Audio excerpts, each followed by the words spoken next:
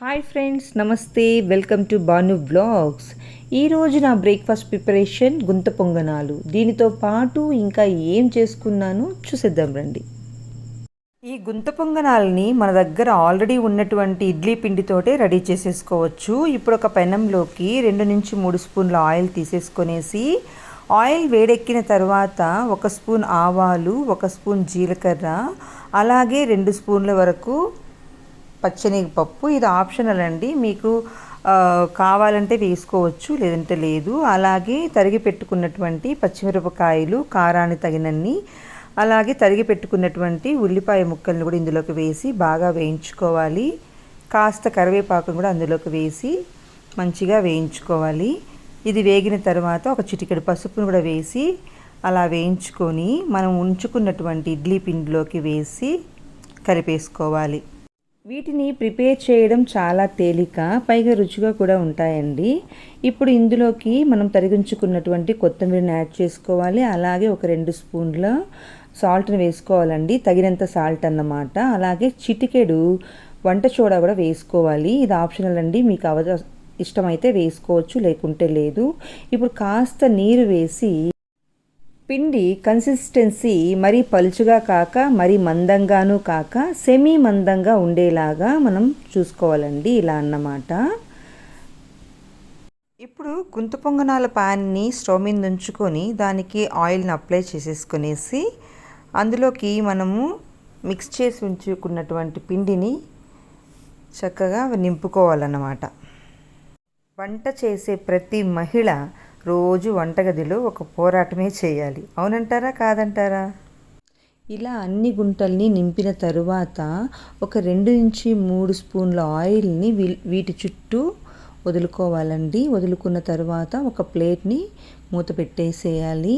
వీటిని మీడియం ఫ్లేమ్లో మనం ఉడికించుకోవాలి. అలాగే అదే ప్యాన్లోకి 6 పచ్చిమిరపకాయలు వేసి వేయించుకోవాలండి. ఇప్పుడు ఒక గుప్పెడు శనగ్గింజలు కూడా వేసి మంచిగా వేయించుకోవాలి. పొట్టు ఊడేంత వరకు లో ఫ్లేమ్లో చక్కగా వేయించుకోవాలండి. ఇప్పుడు వీటిని పక్కకు పెట్టుకొని గుంత పొంగనాల పైన ఉన్న ప్లేటుని జాగ్రత్తగా రిమూవ్ చేసేసి ఆ గుంత పొంగనాలని ఫ్లిప్ చేసుకోవాలండి, అంటే రెండో వైపుకి తిప్పుకోవాలి. ఇది టేస్టీగా సింపుల్గా అయిపోయే బ్రేక్ఫాస్ట్. ఏం చేద్దాం చెప్పండి, వెరైటీస్ ఆఫ్ టిఫిన్స్, రోజుకో రకం కూర, ఎప్పటికప్పుడు ప్రిపరేషన్స్ చేయాలి. చేసిందే తిరిగి అదే వారంలోనో 15 రోజుల్లోనో రిపీట్ చేస్తే ఇంట్లో వాళ్ళకి దిగదు. మనం తినే ఆహారం బోర్ కొట్టకుండా హెల్తీగా ఏం వండాలా అని ఆడవాళ్ళకి ఆలోచన. ఇలా ఫ్లిప్ చేసుకున్న తర్వాత అదే ఫ్లేమ్లో, అంటే మీడియం ఫ్లేమ్లోని ఒక 2 నిమిషాలు కుక్ చేసుకుందామండి. ఇప్పుడు మనం మిక్సీ జార్లోకి చల్లారినటువంటి వేరుశెనగ గింజలను వేసుకొని అందులో కాస్త, అంటే 4 నుంచి 5 రెబ్బల వెల్లుల్లిపాయలు, కాస్త చింతపండు, అలాగే తగినంత ఉప్పు వేసేసుకునేసి మిక్సీ పట్టేశాను. చట్నీ కూడా రెడీ అయిపోయిందండి. దీనికి కావాలంటే మీరు పోపు పెట్టుకోవచ్చు, లేకుంటే అలాగే కూడా ప్లెయిన్గా కూడా తినొచ్చు అన్నమాట. ఇప్పుడు ఇవి 2 పక్కల మంచిగా కుక్ అయిపోయాయి. వీటిని నేను హాట్ బాక్స్లోకి తీసేసుకుంటున్నాను. ఈ గుంత పొంగనాల్ని వేరుశనగల చట్నీతో కానీ, కొబ్బరి చట్నీతో కానీ, టొమాటో కారంతో కానీ చాలా టేస్టీగా ఉంటుందండి.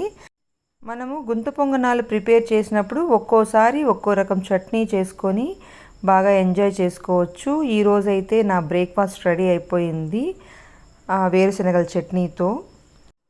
కలర్ఫుల్గా ఉంది, స్మెల్ అయితే అదిరిపోతుంది. ఇది చాలా సాఫ్ట్గా ఉందండి. పై లేయర్ అయితే క్రిస్పీగా ఉంది, లోపల అయితే సాఫ్ట్గా ఉందండి. చూడండి, 2 వైపులా చాలా చక్కగా ఉడికిందన్నమాట. అలాగే బ్రేక్ఫాస్ట్కి, లంచ్కి మధ్యలో ఏదైనా ఒక జ్యూస్ చేసుకుంటాం కదా, సో అది కూడా నేను ప్రిపేర్ చేసి పెట్టేసుకుంటున్నాను. ఈరోజు అయితే దానిమ్మ గింజల జ్యూస్ చేస్తున్నానండి. నేను 3 దానిమ్మకాయల్ని సీడ్స్ తీసి ఉంచుకున్నాను. వాటిని ఫస్ట్ ఒక 4 రౌండ్లు మిక్సీ పట్టేశాను. ఇప్పుడు ఒక పెద్ద గ్లాస్తో పాలు అందులోకి వేసేసి ఇప్పుడు మళ్ళీను ఒక 2 to 3 రౌండ్స్ మిక్సీ పట్టేసుకుందాము. అలాగే ఇందులోకి ఒక 2 స్పూన్స్ షుగర్ యాడ్ చేస్తున్నాను.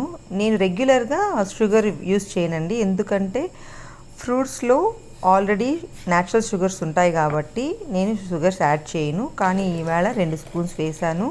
అలాగే ఒక గ్లాస్ వాటర్ కూడా యాడ్ చేశాను. యాడ్ చేసి ఇంకొకసారి మిక్సీ పట్టేసుకుందాము.